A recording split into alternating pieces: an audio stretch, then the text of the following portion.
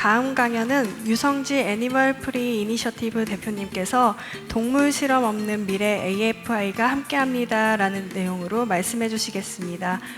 유 대표님은 지금 해외 일정으로 뉴욕에 계셔서 영상 강연을 전해 주셨습니다. 함께 듣겠습니다. 네, 안녕하십니까. 반려동물을 위한 헬스케어 포럼에 참여하게 되어 매우 영광으로 생각합니다. 저는 애니멀 프리 이니셔티브 대표로 있는 유성지라고 합니다. 그 자리에 함께 하지 못해서 너무나 아쉽고요. 이렇게 영상으로나마 함께 하게 돼서 너무나 반갑습니다. 동물 실험 없는 미래, 아피가 함께 합니다. 반려동물에 대한 다양한 논의와 또 이런 포럼이 열린 거에 대해서 매우 고무적으로 생각하고 있는데요. 아피는 반려동물을 포함해서 이제 동물에 대한 관심, 더 나아가서는 어떤 생명 그리고 과학기술의 발전에 따른 우리의 윤리에 대해서 다루고자 하는 그런 새롭게 만들어진 그 non-profit organization입니다. 저희에 대한 설명 또 재미있는 발표가 될 테니까요. 한 15분에서 20분 정도 함께 해주시면 감사하겠습니다.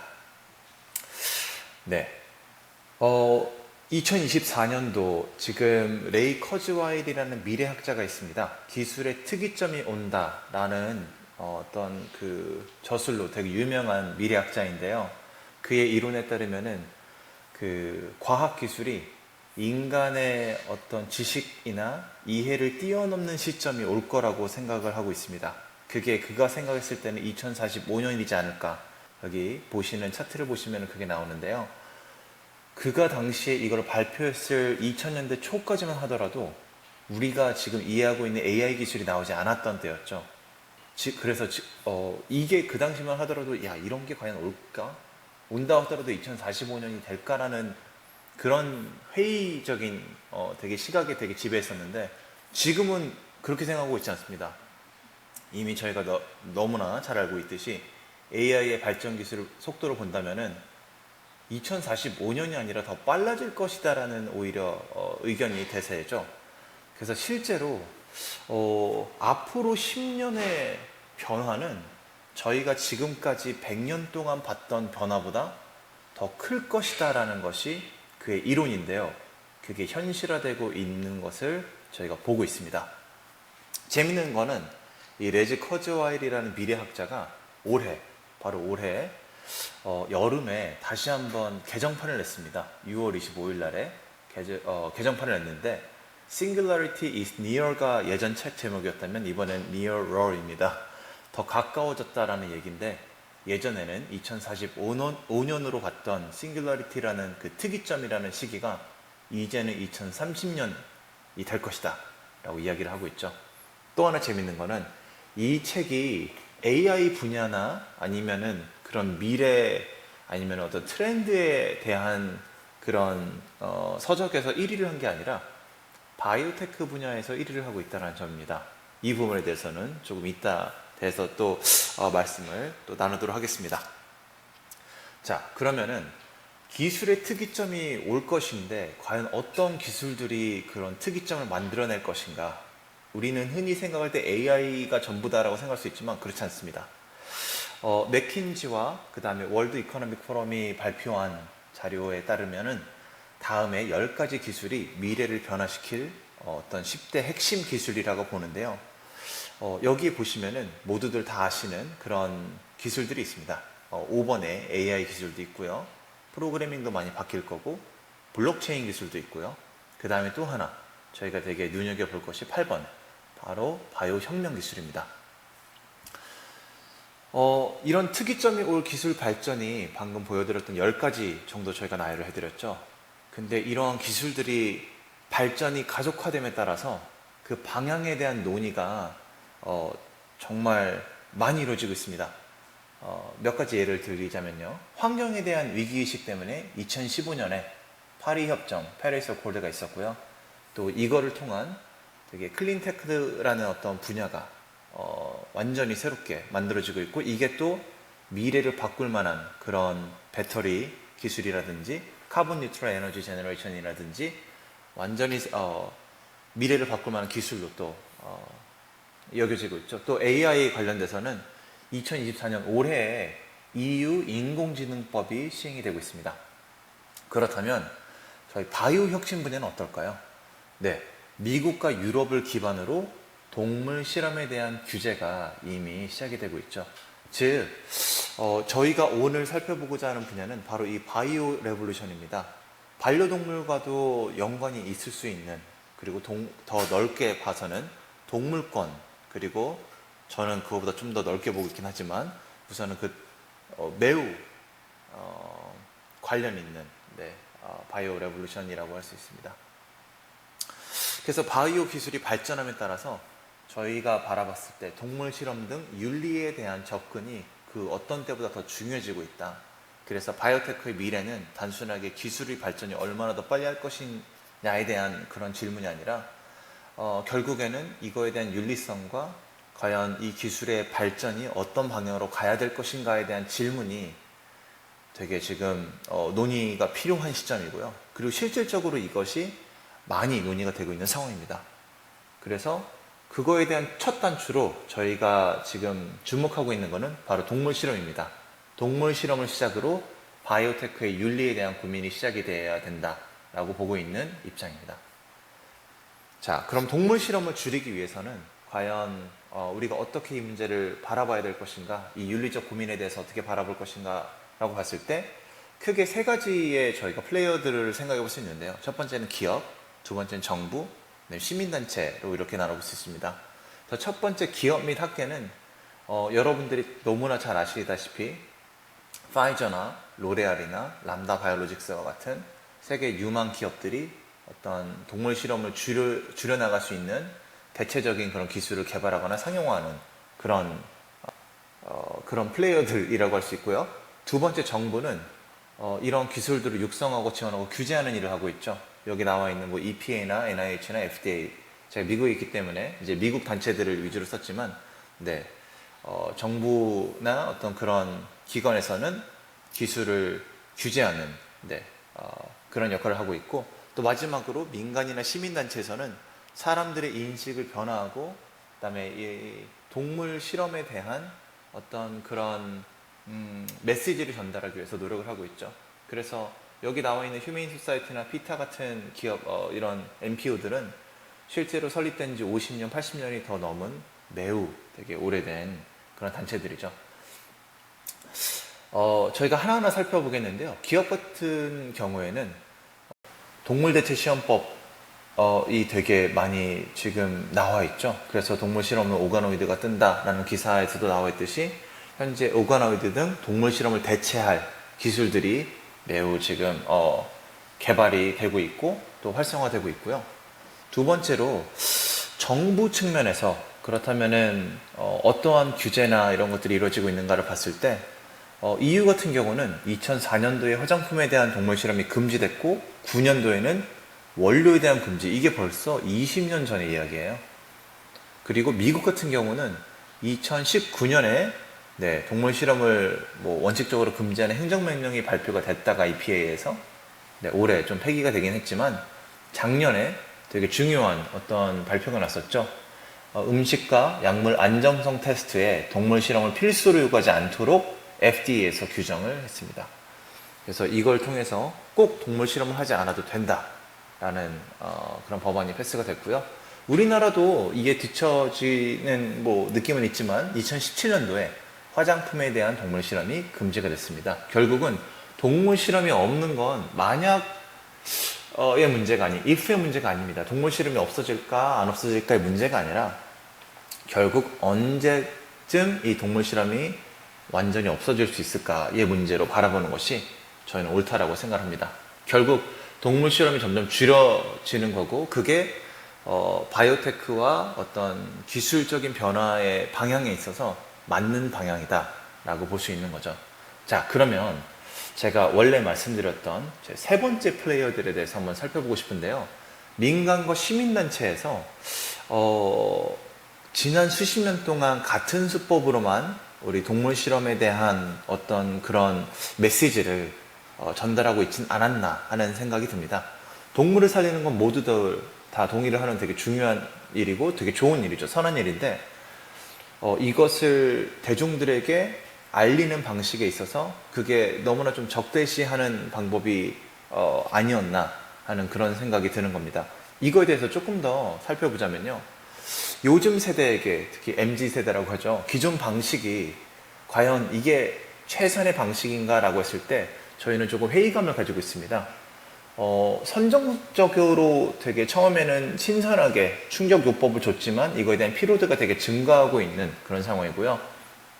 그리고 동물 실험에 대한 문제, 동물들이 겪고 있는 고통에 대해서는 매우 공감을 하지만 이것을 실행할 수밖에 없는 여건들, 아니면 왜 실행하고 있는지, 그리고 대체 재료는 무엇이 있는가에 대한 그 해결 방안에 대해서는 어떻게 보면 좀 포커스가 좀 덜 하지 않았나 라는 그런 또 문제의식이 저희가 가지고 있습니다. 또한 저희가 또 주목하고 있는 거는 아무래도 이게 만들어진 지 한 50년, 60년, 70년 오래된 단체이다 보니까 오프라인 시위 등에는 매우 되게 잘하고 되게 그런 센세이셔널한 그런 퍼포먼스는 잘 하는데 지난 10년, 20년 동안 일어났던 모바일 혁명과 디지털 혁명, 소셜미디어 혁명에 맞춰서 이분들이 과연 디지털화된 행동을 하고 있을까? 그리고 좀 더 어린 세대들에게 접근을 잘하고 있는 걸까? 라고 물어봤을 때 저희가 생각했을 때는 아직 좀 젊은 세대들에게는 잘 도달을 못하는 것이 아닌가라는 그런 생각을 하고 있습니다. 그래서 비즈니스 스쿨에 보시면은 2 곱하기 2 매트릭스 같은 게 있잖아요.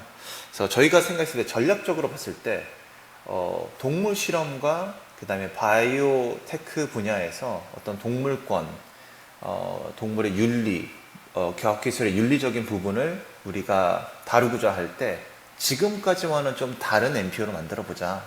그래서 블루오션 전략을 제가 여기다 쓰긴 했는데 X축을 이제 저희가 타겟팅으로 하는 왼쪽엔 4050 세대, 오른쪽엔 좀 더 젊은 세대, 그 다음에 Y축을 톤 앤 매너라고 한다면 이제 위가 좀 더 유쾌하고 모두가 좀 이렇게 바라볼 수 있는 그런 메시징이고 밑에가 좀 심각하고 어두운 거라고 한다면은 기존의 단체들은 아무래도 오래되다 보니까 기존에 있는 멤버십 분들 그 다음에 되게 심각한 톤을 유지하고 있는데 요즘 만들어진 단체들도 보면은 젊은 세대들을 위한 거긴 하지만 여전히 심각한 톤을 유지하고 있긴 하죠. 그렇다면 저희가 생각했을 때 여기에 어떤 갭이 있는 게 아닐까? 우리가 들어갈 수 있는 어떤 틈새가 있는 것이 아닐까라고 생각을 하게 되었고, 그래서 저희 가장 위쪽에 유쾌한 아니면 조금 더 젊은 세대들에게 통할 수 있는 메시징으로 저희가 다가갈 수 있게끔 아피를 포지셔닝 했습니다. 아피는 애니멀 프리 이니셔티브의 저희 애칭인데요. 저희들이 생각하는 성공 방정식은 다음과 같습니다. 디지털 네이티브, 그러니까 모바일 폰 프렌들리 아니면 모바일 폰 퍼스트라고 해서 디지털 경험을 되게 중요시 여기고요. 또 팬들과의 소통을, 그 다음에 커뮤니티 빌딩을 되게 중요시 여겨서 누군가를 적대시하는 것이 아니라 우리가 모두가 다 함께 만들어 나가자. 그 다음에 진솔한 스토리텔링과 그 다음에 누구보다 더 세련된 마케팅과 지금 매우 세련된 마케팅과 디자인들이 많이 나와 있거든요. 그런 것들을 우리가 최대한 활용해보자 라고 생각을 했는데, 이 성공 방정식을 보시면 여러분 혹시 떠오르는 그런 단체나 그런 것이 없으신가요? 저는 이걸 보면서 저희 한국이 낳은 스타죠. BTS가 떠올랐습니다. BTS가 수년 동안 사실 계속해서 읽어놨던 그 성공 방정식을 제가 굳이 풀이하자면 저는 위에 써놨던 이 성공 방정식과 되게 유사하다고 생각을 하거든요. 결국 BTS는 공감과 신뢰의 스토리텔링을 바탕으로 되게 마이너리그로 여겨졌던 되게 하위 서브컬처였거든요. K-팝이.